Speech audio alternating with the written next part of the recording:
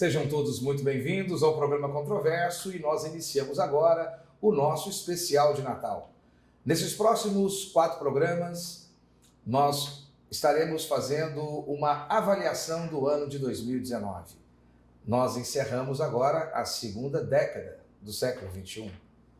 E eu creio que nós vivemos talvez um dos anos mais importantes, principalmente aqui no Brasil, mas talvez um ano muito interessante para o mundo inteiro.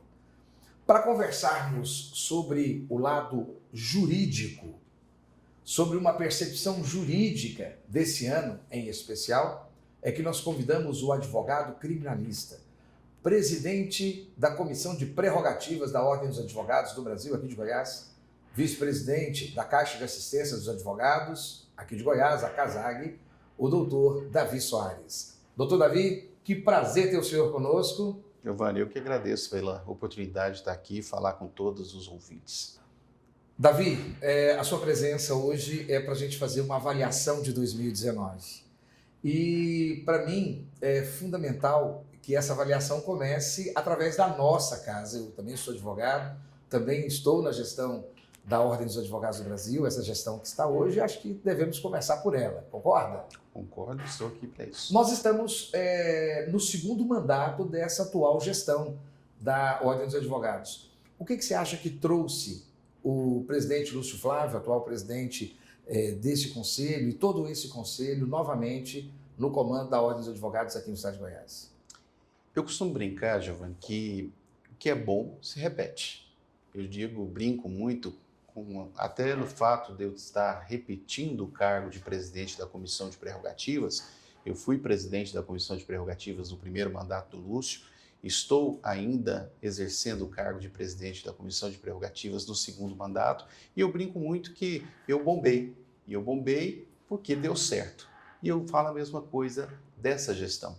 O Lúcio bombou, nós bombamos porque deu certo. A advocacia gostou, aprovou. E é por isso que nós estamos novamente exercendo mais esse mandato. Você acredita que nós, no atual mandato, conseguimos cumprir, nesse primeiro ano, a interiorização dos serviços da advocacia? Esse foi o diferencial dessa gestão. Nós conseguimos fazer muito por Goiânia, mas nós fizemos muito mais pelo interior. Você pode citar alguns serviços? Pode citar algumas coisas? O exemplo clássico, que a gente fala muito, mas não é só isso, mas nós conseguimos reformar todas as salas da OAB que existem na maioria das subseções. Eu estou falando claramente maioria, porque ainda tem muita coisa para se fazer. Claro, nós sabemos que um total de 167 salas, nós não conseguimos reformar todas, mas faremos. Mas nós levamos uma coisa que é um serviço de excelência. Hoje nós conseguimos levar, através da Caixa de Assistência, da CASAG, e através da ESA, trabalhos que nunca foram levados. Você imagina, Giovanni, você levar curso presencial para toda a advocacia lá nos rincões de Goiás? Eu, particularmente, dei vários desses cursos. Eu também. Eu já fui levar curso de prerrogativa lá em Posse. Eu já levei curso de prerrogativa hoje em mais de 14 subseções, em mais de 14 cidades, aonde tem advogado, a gente está levando trabalho. A mesma coisa a CASAG. Nós temos um serviço itinerante, onde a gente leva vacinação para os advogados, onde a gente leva também, através da CASAG, a gente leva as vans e os trabalhos. Então, tudo isso é um diferencial e é o que você falou, uma forma de interiorizar o serviço da OAB. Como é que ficou a questão da Procuradoria de Prerrogativas? Foi um sucesso? Foi um avanço, foi um sucesso, está sendo, e nós vamos ampliar. Eu tenho certeza que o Lúcio acertou, todo mundo tem consciência de que ele acertou. Está sob o seu comando, né? Foi a implantação sua. Na verdade, é um serviço que trabalha em conjunto. Nós temos um procurador-geral, temos um procurador regional que cuida da procuradoria. Mas eu também tenho uma certa voz dentro da procuradoria, embora os trabalhos sejam um pouquinho diferentes. Muita gente não entende isso, mas a procuradoria cuida do serviço técnico. Ele vai lá e é na hora de peticionar, na hora de fazer um mandato de segurança, na hora de fazer um HC. A Comissão de Prerrogativas faz a captação de demanda, ela vai e eles lá, fazem a atuação prática. Exatamente, seria mais ou menos isso. A prerrogativa, ela tem serviços voluntários. Nós temos os membros. A procuradoria são contratados. Então, aquela acusação que havia de que ia desfazer o serviço do voluntariado, ela não aconteceu? Jamais. Pelo contrário, nós estamos ampliando. O serviço voluntário é aquele serviço de excelência da advocacia. Nós temos hoje um total de 42 membros na Comissão de Prerrogativas. O plantão é feito pela CDP. Somos nós que atendemos o advogado quando ocorre um caso de prisão e que o advogado tem que ser atendido pela Comissão de Prerrogativas. Quem vai em loco, quem trabalha com a advocacia diretamente, são os membros da Comissão de Prerrogativas. Recentemente, nós tivemos aqui, em Goiânia, uma prisão de advogados que representavam a Borges Landeiro. Né? Ficou famoso, agora semana passada. Nós estamos gravando hoje é dia 4 de dezembro. Eu estive presente nesse caso. E vai à frente, e esse programa vai agora domingo, né, e reprisa na terça-feira e vai continuar nas redes sociais. E vamos reprisar ainda no mês de janeiro esse programa, né? E nós tivemos alguns questionamentos, porque a Ordem dos Advogados entrou com o habeas corpus. Sim. Alguns críticos trouxeram a seguinte indagação. Muito rápido o interesse da OAB em relação específica a esses advogados. Foi específico com esses advogados? Eu até achei engraçado isso, Giovanni. Foi bom que você falasse, porque me dá a oportunidade de falar sobre o caso. Não é dessa vez que a OAB está atuando. Não é dessa vez que nós atuamos. Já atuamos em outros casos. O que me chama a atenção é por que foram falar agora. Nós atuamos sempre. Toda vez que a gente observa que existe alguma forma em que o advogado foi lesado, nós não estamos ali olhando se o advogado tem razão ou se ele não tem razão. Nós olhamos se tem violação de prerrogativa ou não, e tem. O mandado de segurança, o HC que foi impetrado, foi em relação a alguns requisitos que entendemos tratavam-se de violação de prerrogativas. A sala de Estado-Maior, por exemplo. Nós sabemos que não existe sala de Estado-Maior aqui. Então, nós tínhamos que atuar e atuamos. E atuamos em outros casos que não foram falados. Além dessa questão sobre a incidência da OAB nesse habeas corpus, também sobre a velocidade. Por acaso o setor de prerrogativas ele age numa situação dessa sem ser provocado? Houve uma provocação? Sim. Os advogados que são advogados, não, entenda bem, a OAB não faz a defesa desses advogados. Eles têm seus procuradores, mas a OAB entra junto. Faz a defesa da advocacia. Faz a defesa da advocacia, falou muito bem. Nesse caso, a gente cuida ele vai continuar tendo o advogado dele, ele continua tendo o seu procurador, mas nós entramos naquilo que nós entendemos ser interesse coletivo. O fato de não ter uma sala de Estado-Maior é um interesse coletivo. Isso pode afetar qualquer um de nós. Então, nós atuamos nesse caso. E depois, logicamente, esses advogados que saíram, naturalmente, eles continuam tendo um processo, vão continuar respondendo, e quem vai cuidar disso não é a OAB, são os seus procuradores, seus advogados. Davi, continuando. Havia uma promessa da OAB, da atual gestão, de devolução em forma de serviços das contribuições. Das anuidades. Das anuidades. Isso tem acontecido? Tem. Isso é um programa perfeito que foi criado na nossa gestão. Hoje nós temos o que, na verdade, a gente fala que a anuidade vai e volta, que foi apelidado de bumerangue. O que acontece, na verdade? Você pagou anuidade, hoje é R$1.000, R$1.000 e pouquinho, e você tem 50% do valor que volta para o advogado em cursos da ESA e 50% do valor em serviços da CASAG. Veja bem, qual é o conselho de classe? Qual é a outra entidade que faz isso, Giovanni? Você hoje, se você observar, você não paga anuidade. Qualquer curso da ESA que você escolher para fazer, e nós temos muitos cursos, toda semana nós já tivemos até agora mais de 800 cursos nesse primeiro ano de gestão. Agora, você imagina que cada curso dele, por mais que seja barato, tem curso aí de R$11, mas você não paga os R$11, você utiliza os créditos da sua anuidade. Agora, sem contar no serviço da CASAG, de todos os tipos. É quase um shopping, Giovanni. Você entra lá, o clima é um clima de shopping e nós conseguimos levar todos os serviços que antes eram espalhados em Goiânia, na Rua 100, lá na Rua 101. Hoje nós conseguimos levar para um ambiente só. A advocacia se faz com cowork. A advocacia se faz com network. Não é assim? Você tem tudo isso lá no Centro de Excelência. Porque se todos os serviços estão concentrados em um só lugar, é ali que eu vou encontrar com o Giovanni, é ali que eu vou encontrar com o João, com o José, com a Maria, porque eles estão ali comprando um óculos, olhando um livro, engraxando o sapato, cuidando das unhas. Então, naquele ambiente agradável, tomando um café, logo nós teremos nosso restaurante. Livraria, ótica. Tem a ótica. Nós temos um banco, agora nós temos um Cicobi lá dentro. Tem um Cicobi e agora está inaugurando agora o restaurante, né? Vai inaugurar o restaurante. A inauguração acho que é essa semana agora. Provavelmente semana que vem já estaremos inaugurando. Acredito que lá para o dia 10. Que é um ótimo ambiente exatamente para fechar negócio, para atender o cliente. A advocacia precisa ser Fica renovada. Próximo dos dois novos tribunais, né? Estamos numa localização privilegiada, estamos perto do MP, estamos no Ministério Público, estamos praticamente em frente a uma das maiores faculdades de Direito de Goiânia, é ou não é? Sem falar nomes, mas estamos perto do Fórum Civil, perto do Fórum Criminal, temos vans para poder levar do Paço. Então, hoje, com certeza, além da localização privilegiada, conseguimos agrupar tudo isso no Centro de Excelência. Um estacionamento receptivo. Agora, nós temos 1 minuto e eu queria que você falasse um pouquinho sobre o meu escritório. O meu escritório é, talvez, até, vamos dizer assim, uma criação, talvez até mais importante do que o Centro de Excelência, porque ali atinge a jovem advocacia. Nós podemos dar dignidade para o jovem advogado que recém formou e não consegue montar o seu primeiro escritório, começar a sua carreira. O meu escritório foi criado para isso. Olha que ideia bacana. A gente consegue ali, você consegue a preços módicos, preços bem justos, baratos, em que você não vai pagar, porque você vai usar o crédito da unidade Bumerangue para você atender o seu cliente. E olha que nome sugestivo. Você vai lá que eu vou te atender no meu escritório.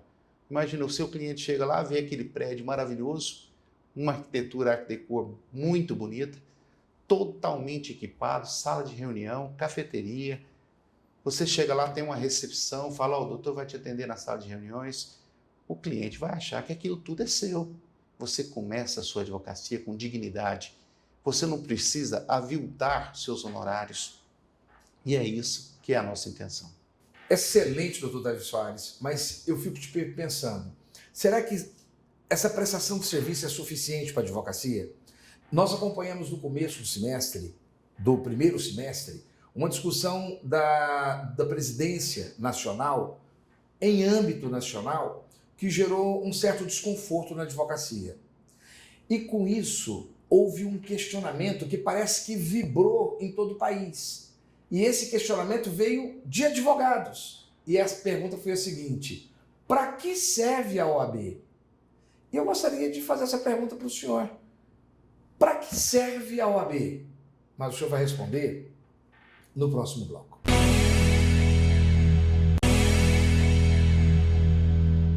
De volta ao programa Controverso, especial do final de ano de 2019. Estamos aqui com o doutor Davi Soares. Doutor Davi Soares, deixei uma pergunta capciosa, uma pergunta controversa para o senhor. Afinal de contas, para que serve a OAB? Giovanni, eu sou suspeito, eu sou apaixonado pela nossa instituição. E confesso que, assim como a maioria dos estudantes de Direito, eu mal conhecia. Quando a gente entra para fazer o curso de Direito, acho que você, como advogado que deve concordar comigo, quando a gente fala em OAB, a gente pensa que a OAB é aquela prova que se faz no final do ano. A gente não imagina o que existe por trás desse nome. A gente não imagina a história dessa instituição. Quantas coisas ela já defendeu, por quantas coisas ela já passou. Então, OAB, ela é uma instituição muito forte, muito importante, necessária. E o nome necessário é o que mais mostra o que é a instituição. Nós estamos em todos os lugares. Nós somos aclamados em todos os lugares. Ontem saiu uma pesquisa que a nossa instituição é admirada por 66% da população brasileira. Então você imagina, ela é ou não é importante? A nossa instituição está inserida na Constituição, Giovanni. Então isso mostra a sua importância e mostra a sua singularidade. E é isso que eu gostaria que todo mundo entendesse. que procurasse conhecer, ler um pouquinho da nossa história, da nossa importância. Doutor, o senhor entende que essas críticas que vieram por parte, inclusive, da própria advocacia, é um pouco de ignorância ou é um pouco das controvérsias políticas que atingiram o Brasil nos últimos 4, 5 anos? Eu ia falar isso, Giovanni. Eu acho que chegou um certo momento, nós estamos vivendo isso, Está tudo sendo que questionado. as coisas foram se misturando. Hoje, politizou muito as coisas. Nós temos que, aos poucos, trabalhar um pouco isso. A OAB tem que se afastar da política, tá, totalmente, assim, até porque só assim ela vai conseguir dar o seu palpite, inserir seu trabalho, que é o que isso que a sociedade quer, mas totalmente afastado do ramo da política.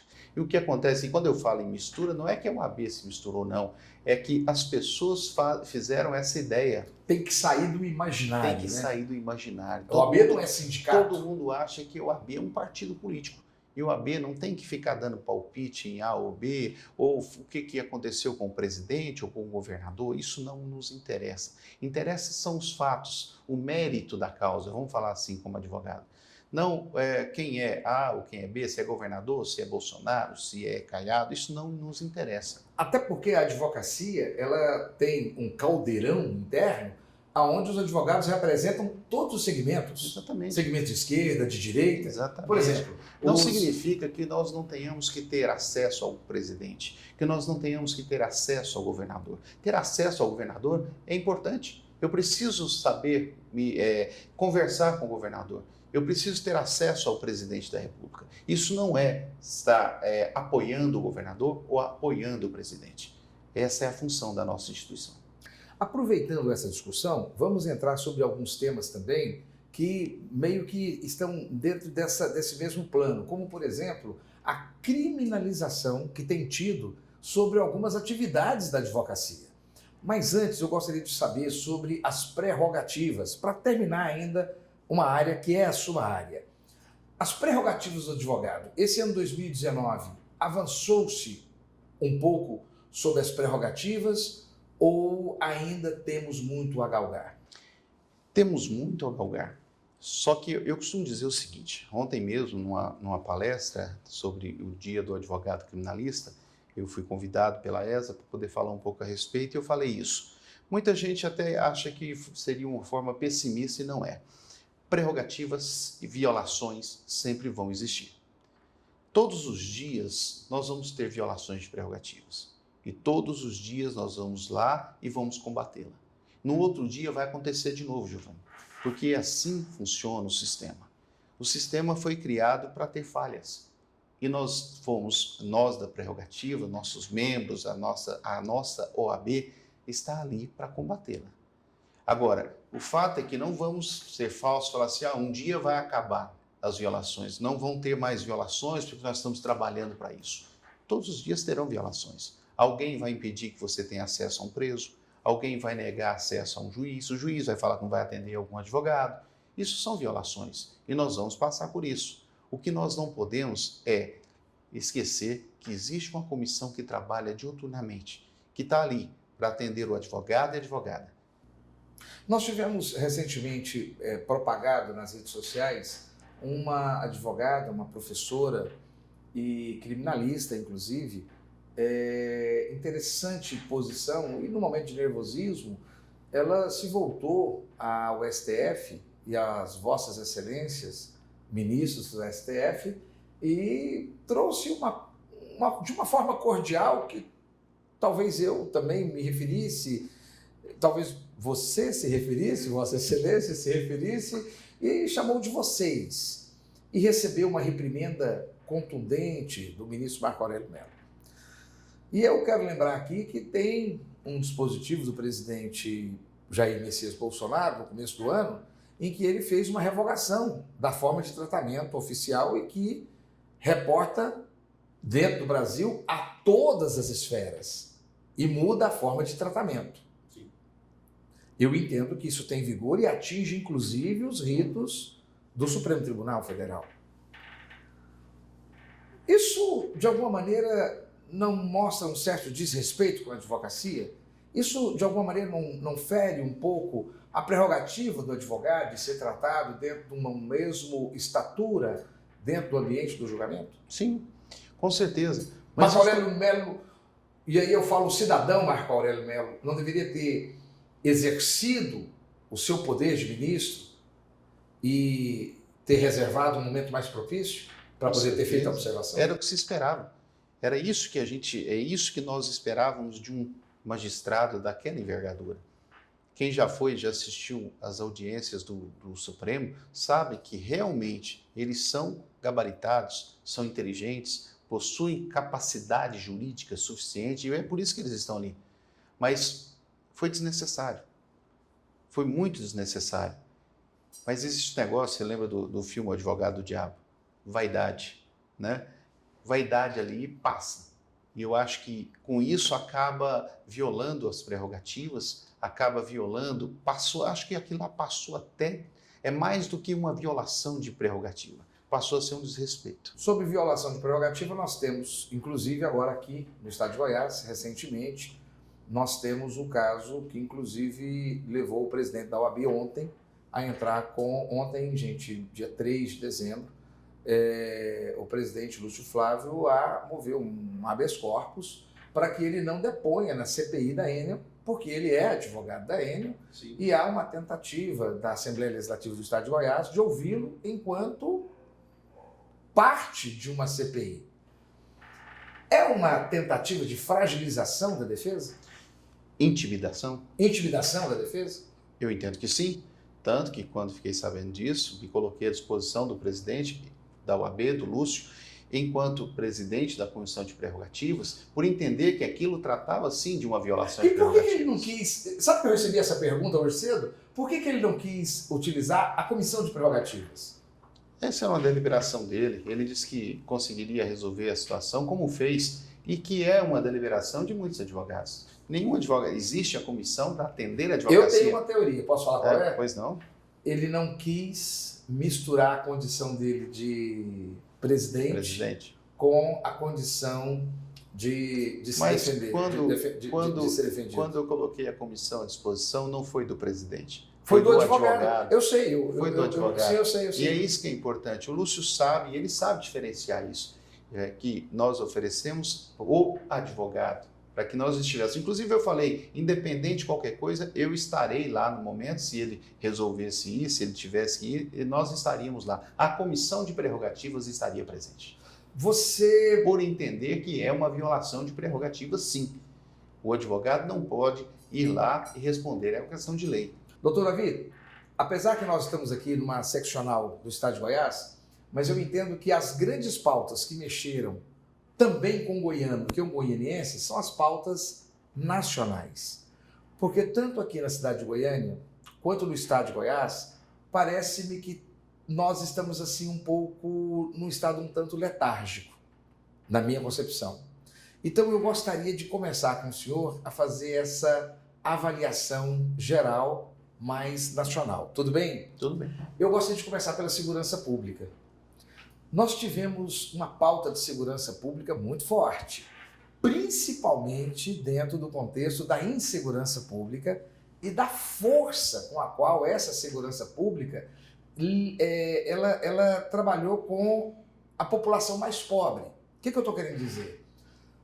Por exemplo, aquele fuzilamento lá no Rio de Janeiro, muitas informações do Rio de Janeiro, daquela família de negros, por exemplo, que foram confundidos com traficantes e que levou à morte de um cidadão, também do tiro de fuzil que matou a Ágata, das crianças mortas em tiroteios, e nós percebemos muitos cidadãos comuns vítimas de bala perdida. Esse tema é um tema muito comum durante todo esse ano. A OAB tem um compromisso, que é um compromisso constitucional, é também um compromisso que está dentro das pautas mundiais, da advocacia mundial em relação a direitos humanos. Como é que a OAB enxerga essa guerra urbana que tem acontecido e essa força da segurança pública? Giovanni, esse é um assunto delicadíssimo. Nós temos uma situação que, primeiro, chegamos a um nível, vamos dizer assim, anormal, um nível sufocante de violência, um nível de insegurança. As pessoas têm medo de sair de casa, as pessoas já não têm segurança de deixar seus filhos sozinhos. Chegou um ponto que alguma coisa precisava ser feito. Ponto. Primeira situação. Contudo, isso de uma certa forma fez com que os agentes de segurança, a Polícia Civil, a Polícia Militar, eles se acharam no direito de, vamos dizer assim, assumir a paternidade, resolver isso. E aí veio de encontro também de nós termos um presidente que apoia isso, né? De repente o presidente falou assim, não, a polícia está certa, a polícia tem que ir lá e resolver, a polícia tem que ir lá e resolver do jeito que tem que ser. Então tudo isso somado chegou a essa situação que foge um pouco ao controle. Alguém precisa acalmar. É necessário realmente, a situação de violência ainda continua enorme, ainda continua de forma gritante, mas não é assim que nós vamos conseguir. Precisa de ter uma gestão melhor da segurança, né? Não adianta chegar atirando para matar. Essa situação de atira primeiro e depois verifica o que não é assim que se resolve. E nós estamos atentos enquanto instituição. A Comissão de Direitos Humanos também está atenta enquanto a isso. Só que a coisa hoje está numa situação alarmante. Mas nós sabemos que alguma coisa precisa ser feita. Eu entendo que isso está na gestão. Doutor, nós temos, colocar isso na conta do Bolsonaro. Eu não sou Bolsonaro, quem me conhece acompanha nas redes sociais sabe disso. Eu tenho uma posição contrária à pessoa dele. Mas eu acho muito pesado colocar isso na conta dele. O Brasil já é assim há muitos anos, historicamente é assim, já era assim nos anos 70, anos 80, anos 90. Durante todo o governo Lula foi assim também. Então, não acho que é uma coisa da conta do Bolsonaro. Eu acho que só trouxe mais evidência, sim, no governo Bolsonaro. Agora nós temos o governador Witzel, ex-fuzileiro, né, juiz, portando um AR-15, acho que é um AR-15 mesmo, né? Um AK, acho que é um AK, um AR-15, não sei, por cima de um helicóptero e metendo bala para baixo, dentro da favela da Maré. Isso não é um pouco absurdo, não? Isso é demais. Isso é muito absurdo, mas é o que nós estamos falando. Inclusive, só para lembrar, não estou colocando na conta do presidente. Eu estou dizendo que todas essas somas desses fatores é que levaram a isso. Uma polícia tentando assumir a paternidade, querendo resolver. Entendi. Entendeu? Uma polícia querendo resolver. Querendo as mostrar instituições serviço. Querendo mostrar serviço. Um presidente que acha que tem que ser assim, que está certo. Então, o governador, igual o governador Rio, que acha que também é dessa forma, somando tudo isso é que nós estamos formando essa situação de barbárie. Agora nós tivemos uma invasão da Polícia Militar no baile funk. Sim. Por que se invade um baile funk, mas não se invade uma micareta e não se invade do mesmo jeito, por exemplo, porque uma micareta acontece na rua e muito dos bailes rave acontece também ao ar livre. Por que é mais fácil invadir um baile funk na periferia do que uma micareta e uma rave? É só a questão social? Eu acho que a questão social, ela é o que seria o fator número 1. Infelizmente, ainda existe a questão social que vai de encontro a todos esses fatores. E isso nós vamos demorar a mudar, Giovanni. A OAB pode fazer alguma coisa ou basicamente discutir o assunto? A OAB tem que primeiro chamar a sociedade para participar dessa discussão. Ela não pode encampar por si só, senão ela vai sozinha. Ela não vai encampar, não tem condições de encampar uma situação dessa. Ela precisa do apoio de toda a sociedade. Essa é a oportunidade de mostrar que a Comissão de Direitos Humanos, ela não defende só bandido, ela defende todo mundo. Terceiro e último bloco, vamos conversar sobre tudo que envolve a sociedade brasileira e as questões jurídicas em 2019. Fique conosco.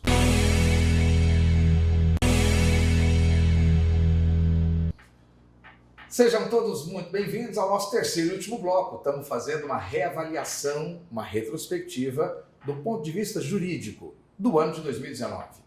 Conosco, doutor Davi Soares. Doutor, Vamos fazer um pinga-fogo dos principais temas? Bora, O senhor está pronto? É muita coisa pesada. Vamos começar pelo Lula? Vamos lá. O Lula teve permanente, acho que na mente, na alma, no coração, do noticiário todos os dias. Ninguém esqueceu. Ninguém esqueceu o homem. Então vamos começar pela famigerada prisão de segunda instância. Sua opinião pessoal? Eu sou da opinião que devemos seguir a Constituição. As pessoas falam, não, mas não é possível, não. Eu, como advogado criminalista, eu tenho que entender que vamos esperar que sejam, depois de transitado em julgado, como fala a nossa Constituição, Giovanni. Quando essa Constituição era aplicada, antes de 2009, qual que era o critério? A situação é a seguinte, já teve mudança, já aconteceu essa mudança 2 vezes. Isso. Né? Então, isso aí, já teve situações em que acontecia a prisão em segunda instância, normal. Já teve situações em que voltou através de um processo de 2016, salvo engano, Isso. um processo que era um caso específico e que depois, uma vez firmado a situação pelo STF, acabou atingindo todos. Então, existem vários países, como Portugal, Espanha, Argentina, Estados Unidos, em que é prisão em segunda instância, e por isso muitas pessoas acreditam que seria a melhor posição. Eu acredito, Giovanni, na presunção da inocência. Então, se existe presunção da inocência, nós temos que esgotar todos os recursos. A Ordem dos Advogados do Brasil tem uma posição oficial, porque essa é a posição do senhor. Essa é a A minha OAB posição. tem uma posição oficial? Não, Giovanni, eu nunca procurei saber se existe uma posição, porque quando a gente fala OAB, a gente tem que saber a posição Do presidente da do OAB. presidente da OAB. Porque ele traz a opinião do Conselho. Exatamente, isso Né? eu nunca tive a oportunidade de conversar com o presidente. Doutor Davi, eu só gostaria de analisar, porque, por uma última vez, em razão do medo do casuísmo. Nós tínhamos até 2009, na minha percepção, uma prisão logo após a decisão de segunda instância. Em razão do mensalão, o medo do Congresso Nacional fez com que alterasse o Código de Processo Penal e passou a ter prisão só após a segunda instância. Quando, em 2016, veio o processo do Luiz Inácio Lula da Silva, o STF, que é aquele movimento social todo que veio, inclusive com o impeachment da Dilma, mudou o entendimento e falou, não, pode prender após a segunda instância, que veio essa discussão. E agora veio esse novo julgamento em 2019, não. Agora não. Após a segunda instância, não prende, né? Só vai prender no final. Não fica muito de acordo com o momento político? Esse STF nosso não está dando uma insegurança jurídica para nós aqui no Brasil? Na verdade, agora é que corrigiu. Nós temos uma Constituição, Giovanni. A nossa Constituição ela tem que ser seguida. E é por isso que, quando você perguntou a primeira vez, eu falei, nós temos que seguir a Constituição. Tem que parar de bagunçar. Aparece uma situação, aparece um fato novo, vai lá e muda as coisas. Os nossos juristas, eles não são formadores, eles não têm que ir lá e mudar a lei. Quem faz isso é senador, é deputado. Nós temos que ser juízes, eles têm que ser juízes. E nesse caso, nós temos que seguir a Constituição, é para isso que eles estão lá. Tá? Sigamos o princípio da presunção da inocência, é o que está na Constituição.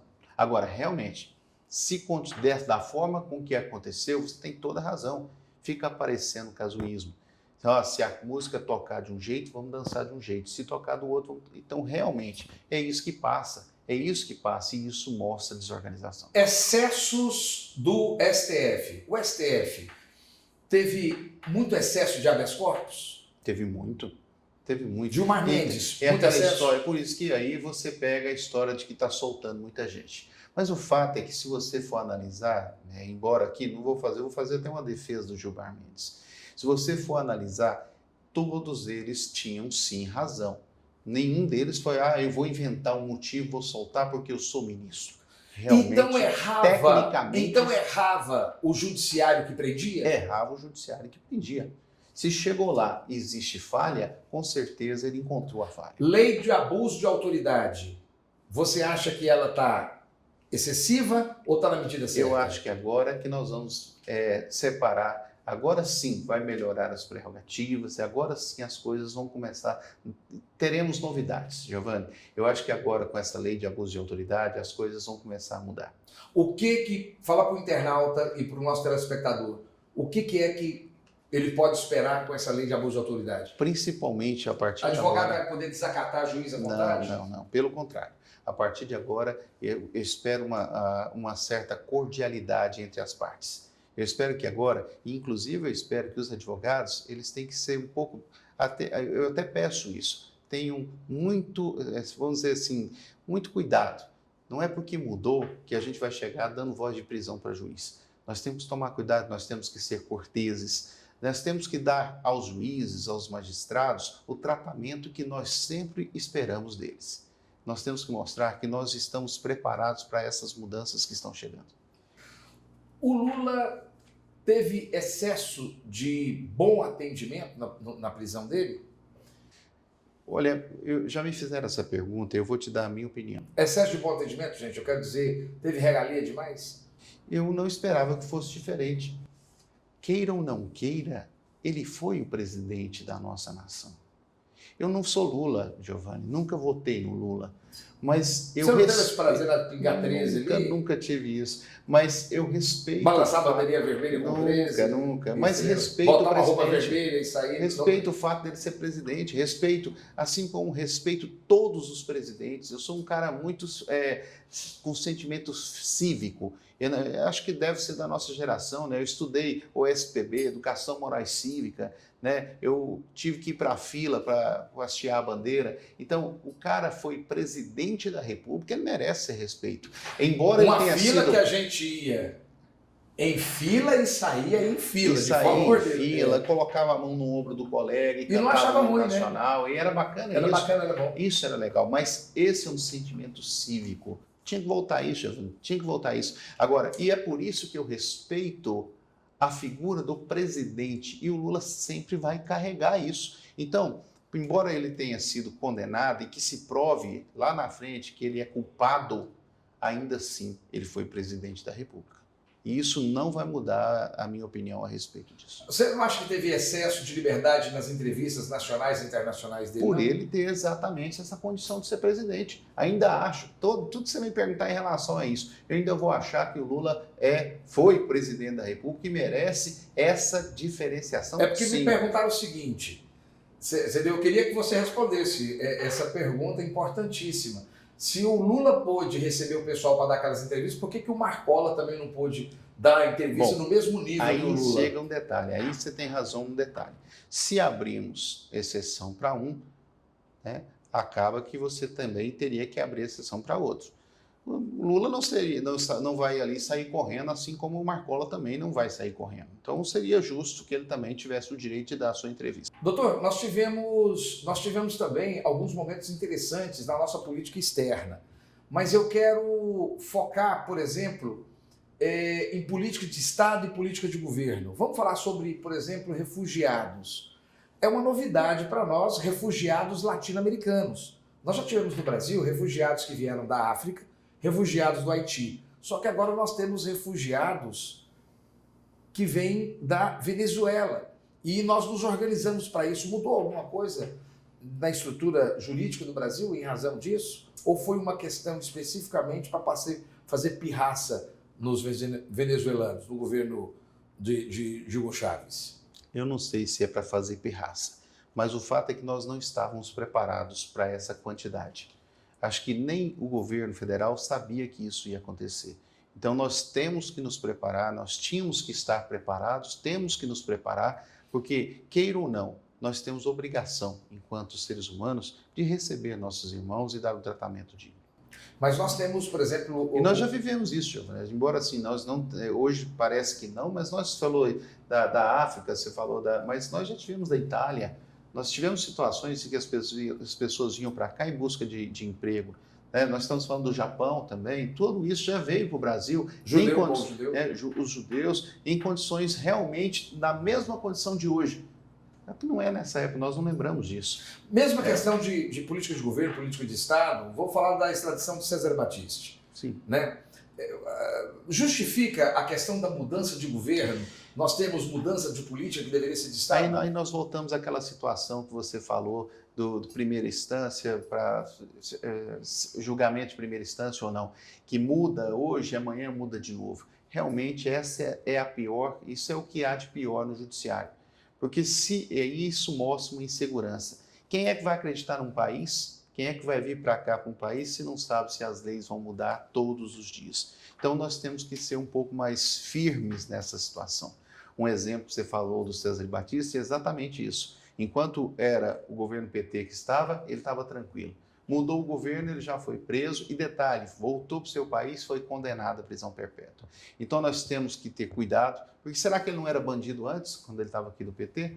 Então por que ele tinha esse protecionismo? Então nós temos que ter esse cuidado, nós temos que ter opiniões e as opiniões devem ser firmes. Se nós falamos que ele podia ficar, ele tinha que ficar. Nós temos que ser firmes, com nossos acertos e com os nossos erros. Doutor, Vaza Jato ou Lava Jato? Lava Jato. Então é válida, mas como é que fica a questão daquilo que a Intercept trouxe para nós esse ano, dessa relação entre o juiz em relação ao juiz e o Ministério Público que acusa? O juiz que julga e o Ministério Público que acusa. Eu acho que aí... A advocacia não ficou fragilizada, não? Não.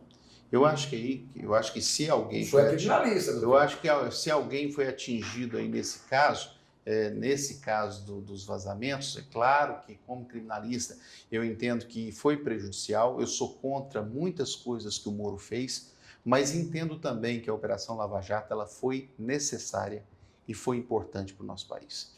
Mas não houve um excesso? Não houve orientações? Houve excessos, mas foi disruptivo. Nós temos um momento ali que é antes da Lava Jato e depois da Lava Jato. E se você olhar, igual eu falei, como criminalista eu sei que existem vários erros. Essa questão de interceptação telefônica, advogados que foram presos, estão sendo presos até hoje por situações ilegais. Porém, foi disruptivo. É isso que eu queria que o senhor explicasse um pouco mais a questão do disruptivo. Gente, antes da Lava Jato e depois da Lava Jato, mudou tudo. Os fins justificam os meios? Não é que os fins justificam os meios, mas mudou. E hoje nós temos a oportunidade, hoje as pessoas estão começando a entender que não dá para ser corrupto. Hoje os políticos estão começando a entender que eles precisam ser honestos, porque eles vão para a cadeia. Você viu aí, nós estávamos falando agora do Lula. Quem imaginava um presidente preso e ficar tanto tempo preso? Então hoje as pessoas começam a ter medo e observar que a corrupção não vale a pena. Doutor, nós tivemos esse ano também, 2019, crimes ambientais horríveis. Eu falo crime porque não foram fatos ocasionais. Aquela quebra da barreira lá em Brumadinho, nós tivemos em Mariana, nós tivemos a queimada das florestas amazônicas e também tivemos o derramamento de óleo nas praias. Da parte jurídica, nós temos a responsabilização. Mas responsabilizar quem? Sim. Qual é o nível da extensão dessas responsabilidades? Pois é, isso é prova de que nós não tínhamos políticas públicas preparadas para que isso pudesse acontecer. E agora nós estamos pagando o preço, né, Giovanni? E eu queria chegar em uma coisa um pouco mais também. Aqueles imóveis que caíram matando pessoas. Em tudo isso aí nós temos também servidores públicos que assinaram, que liberaram, sim, ou serviços administrativos privados também. Não teria que chamar todo mundo à responsabilidade? Por que não chama? Mas está chamando. Existe uma chuva de ações que estão acontecendo isso aí. Se você tem uma ideia, a gente sabe de algumas das notícias, em Brumadinho, por exemplo, vários advogados encheram a cidade. Então, inclusive, isso causando um problema grave na instituição, na UAB local, porque a captação de clientela ali virou um problema de ordem pública. Porque realmente a judicialização em cima disso é enorme. Então, assim, até uma situação comprometedora, complicada. Mas ações, e as pessoas estão judicializando, existem ações, umas que são boas, outras são ruins, mas existe a judicialização, sim. Davi, reforma previdenciária. esse tema foi, sei lá, se teve algo que veio costurando o ano de 2019, esse tema, reforma previdenciária, mexeu com bolsa de valores, com dólar, com o euro, mexeu com todo mundo, né? Foi uma escola para o presidente, né? Vamos dizer assim. Foi onde ele aprendeu o que é ser presidente da República. Eu acho que ele aprendeu a ser deputado também. Eu acho que ele aprendeu a ser deputado. Ele viu qual que é a diferença, né? Deixou a questão de ser legislativo e foi entender o que é ser executivo. Isso. Então, não foi fácil ter que costurar, fazer negócio, fazer negociatas. Infelizmente, funciona dessa forma. Tem que aprender a ceder de um lado e do outro. Então, sim, era necessário, tinha que acontecer. A gente sabe que tinha que acontecer, até por uma forma de moralizar o nosso país. E acredito que, bem ou mal, deu certo. O que você achou do resultado final da reforma da Previdência em relação aos servidores públicos? Eu acho que cedeu demais.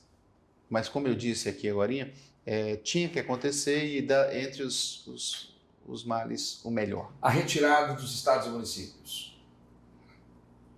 Jogando para o estado e município, porque os estados e municípios ficaram de fora da reforma, deixando para que os estados e municípios tomem essa decisão, né? Eu acho que isso é importante, porque se tudo for resolvido pelo governo federal, nós vamos tirar a autonomia dos estados. E é importante a participação dos governadores. É importante que os governadores entendam, porque eles se entendem, sabem aonde que o cara aperta. O que você achou sobre o contingenciamento das verbas, principalmente em relação à saúde e educação? Eu acho que Você é educador. Sim. Você, inclusive, já esteve à frente de faculdades privadas. E você também já esteve à frente e foi motivador, idealizador de escolas secundaristas. Sim. Eu faço a pergunta, então, para uma pessoa que entende do riscado. Mas não entendo de gestão pública. Aí eu volto para... Irmão, você é advogado, né? Você sabe sair, né? Mas não entendo de gestão pública. Sabe por quê, Giovanni? Eu fico assim, eu posso até entender que não deveria mexer, eu acho que deveria ser aonde se mexe por último, seria na educação e na saúde. Contudo, quem se entende melhor que isso é o gestor. Então você não tem uma ideia sobre essa questão do... Eu não saberia te dizer se era tão necessário assim. Eu só entendo o seguinte, e era isso que ficou combinado, foi isso que eu entendi que ficou combinado, é contingenciamento, não está tirando. Se precisar, tem que voltar. Então eu acho que é isso que as pessoas têm que entender. Chegou um limite, nós não podemos deixar fechar um FG. Nós não podemos deixar fechar um hospital, igual o Hugo. Por isso que chama contingenciamento. Chegou um certo momento, a gente tem que voltar o dinheiro. Deixa eu te perguntar sobre outros temas que foram assim também do governo federal e que tocaram muito a todos nós. AI-5. E muita gente bradando sobre intervenção militar no Brasil. Qual a sua opinião pessoal sobre isso? Eu acho que ali foi infantilidade. Todo mundo sabe. Nós temos pessoas cultas falando sobre isso. Sim, mas infantilidade. Todo mundo sabe do que significou isso. Todo mundo sabe que o quanto isso foi. Essa é uma parte doída da história do Brasil. Para muitas pessoas, isso é uma parte doída da história do Brasil e que muita gente não deveria nem tocar nesse assunto mais. Nós não podemos ficar... inclusive, isso até dificulta o governo Bolsonaro. Bolsonaro não pode ser visto como um militar tentando trazer as coisas que se teve no governo militar. Ele não é um governo militar. Então, nós não podemos e não temos que fazer isso. Então, por isso que eu falo, foi uma coisa infantil, vamos dizer, não sei se a palavra seria infantil, acho que foi infeliz. Não partiu dele. Nós não ouvimos do Bolsonaro intervenção militar. Mas partiu do filho dele, né? Isso. Partiu do filho dele. Então, assim, de uma certa forma, eu acho que é onde, nesse caso, crítica minha ao presidente. Ele devia conter um pouquinho a situação familiar. Doutor, nós temos um deputado federal e nós temos um ministro de Estado falando sobre AI-5. Eles devem ser responsabilizados pela opinião? Todo mundo que fala o que não entende, todo mundo que está... Eles atentam contra o Estado Democrático de Direito? Não é que atento, eu acho que aquilo é uma questão de opinião irresponsável. Fica por isso mesmo? Fica por isso mesmo. doutor Davi Soares, sobre a PEC da extinção dos municípios. O senhor acredita que é viável, juridicamente falando? Eu teria que analisar isso aí para ver se existe a viabilidade. Agora, se você perguntar para o cidadão Davi Soares, o que eu acho? Eu achei a ideia muito interessante. Veja bem... o senhor veio de cidade pequena, não? Eu vim de cidade pequena. Qual cidade? Goiandira. Goiandira. Fui criado ali naquela região de Goiandira. Sou nascido em Pires do Rio. Quantos mil habitantes tem Goiandira hoje? Acredito que no máximo uns 8, 9 mil habitantes. Qual cidadezinha pequena que tem lá perto de Goiandira?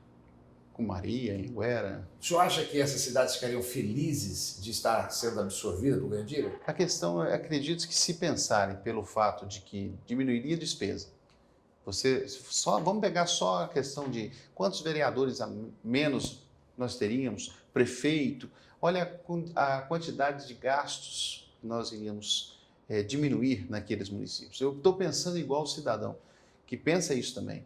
Você imagina a quantidade de despesa que nós iríamos reduzir. Eu estou pensando, igual eu te disse, não olhei o projeto, não olhei a PEC, estou olhando como cidadão comum. Certo. O que o senhor acredita sobre a desestatização que foi feita, a redução do Estado que foi proposto pelo presidente e que nós temos visto acontecer? Ele está reduzindo o Estado brasileiro, até com uma proposta conservadora dentro do Estado liberal. Os resultados que tem, até onde eu tenho lido... O senhor não votou, nunca votou no PT, nunca votou no Lula, então porque o senhor tem uma vertente liberal, né? Sim, tenho. E eu tenho observado que realmente tem dado resultado positivo, Giovanni.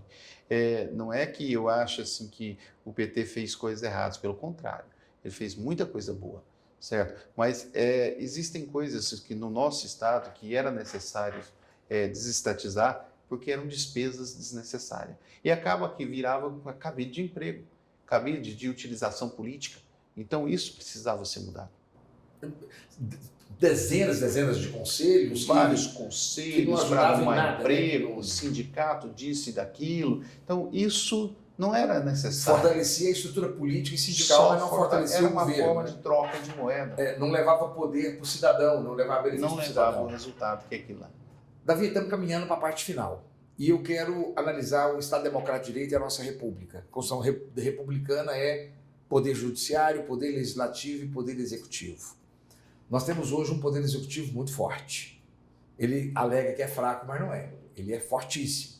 E nós temos um poder executivo que veio em cima com medidas provisórias, decretos legislativos, mexeu no horário de verão.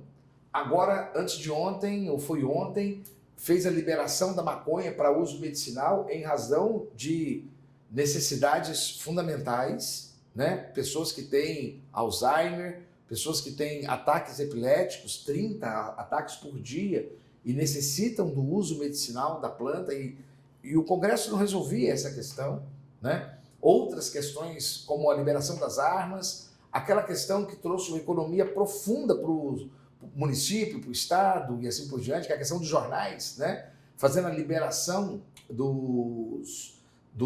da publicação de editais, que não é mais obrigado a fazer essa publicação pelos jornais, e várias outras medidas que o governo Bolsonaro tentou fazer, tanto por medida provisória quanto por decretos.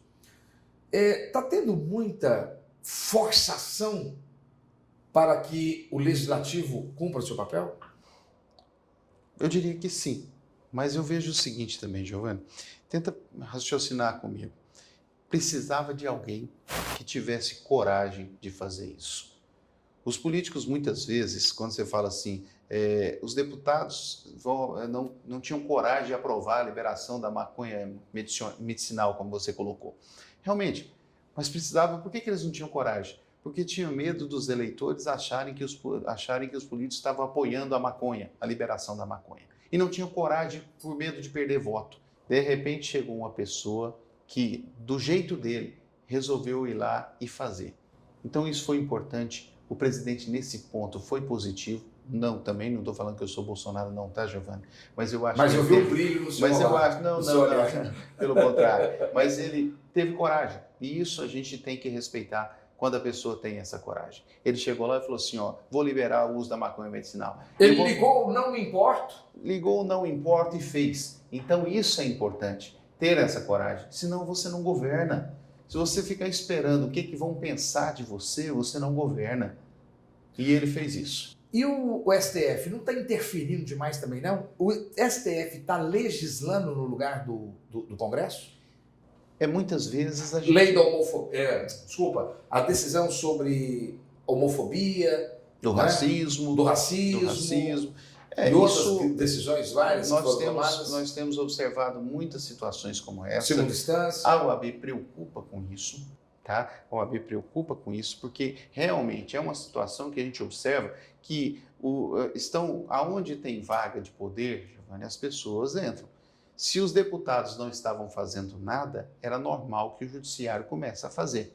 Por isso que é importante que às vezes o presidente tome para si o comando. É para isso que ele foi colocado. Gente, infelizmente o nosso tempo acabou. Já acabou, inclusive, há muito tempo. Vamos ter que fazer uma edição profunda aqui. E você tem aí 30 segundos, Davi, para poder trazer uma palavra enquanto presidente da Comissão de Prerrogativas, enquanto vice-presidente da Caixa de Assistência, da CASAG. E eu deixo você trazer a sua mensagem. Esse é um programa nosso de final de ano. E lembrando que nós estamos terminando aí a segunda década do século XXI. Né? Fica aí a sua mensagem final. Eu quero agradecer a oportunidade de estar aqui com vocês, a oportunidade de expressar aqui de uma forma natural, você me deixou muita vontade, de expressar as minhas opiniões. Muitas vezes você falou, estamos aqui com um advogado, mas muitas vezes aqui não foi o advogado que falou, foi o Davi Soares, cidadão, né, com as opiniões, às vezes leigas, que eu sempre tive e pude ter a oportunidade de expressar. Quero agradecer por isso e dizer para todos que uma coisa é certa, quando a gente combate o arbítrio, a gente sabe que a hidra de Lerna ela tem várias cabeças, mas a gente consegue juntos vencer todas elas. E você fique conosco, nós temos ainda, durante o mês de dezembro, e vamos repetir em janeiro, vários programas para fazermos uma análise, uma avaliação de 2019. Um prazer estar com você, siga-nos nas redes sociais, clica lá na campainha e, por favor, faça os seus comentários do programa, será um prazer ouvi-lo. Meu nome é Giovanni Bueno, esse é o programa Controverso e você está no lugar certo.